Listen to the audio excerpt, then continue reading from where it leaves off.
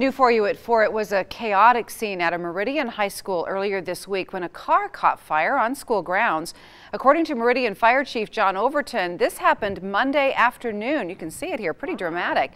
Meridian Fire tells us the driver of the BMW first noticed the car was smoking once he pulled into the student parking lot at Mountain View.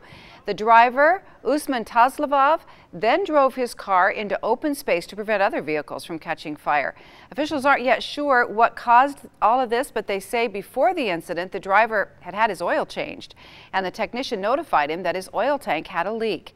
The fire remains under investigation. No one was injured.